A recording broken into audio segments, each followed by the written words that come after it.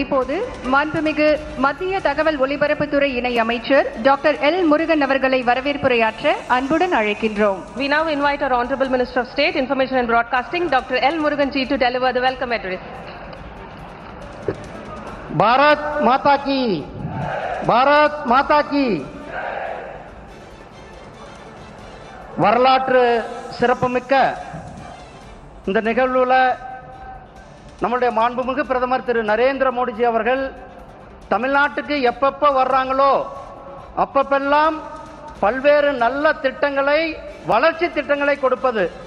இன்றைக்கு கிட்டத்தட்ட 5000 கோடி ரூபாய்க்கான வளர்ச்சி திட்டங்களை கொடுக்க தமிழகத்திற்கு வருகை தந்திருக்கின்ற மாண்புமிகு பாரத பிரதமர் மரியாதைக்குரிய திரு நரேந்திர மோடிஜி அவர்களே, மரியாதைக்குரிய தமிழகத்தினுடைய ஆளுநர் ஐயா ஆர்.என்.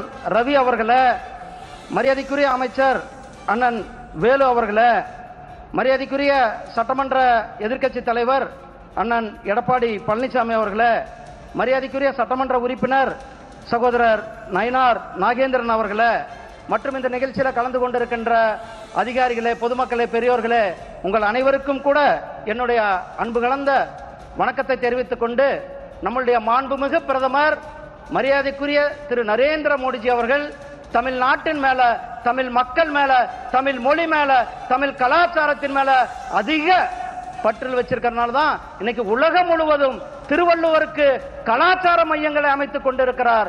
மலேசியாவில், அமெரிக்காவில், ஐரோப்பாவில், ஸ்ரீலங்காவில், இப்படி உலகம் முழுவதும் திருக்குறளை 35க்கும் மேற்பட்ட மொழிகளில் மொழிபெயர்த்ததோடு தமிழகத்தினுடைய பெருமை, தமிழகத்தினுடைய இலக்கியங்கள், தமிழ் மொழி உலகம் முழுவதும் எடுத்து சென்று கொண்டிருக்கிறார்கள்.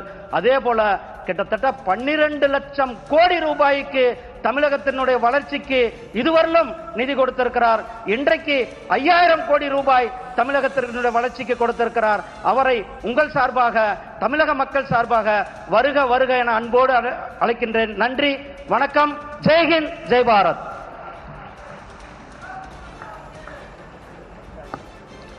நன்றி ஐயா.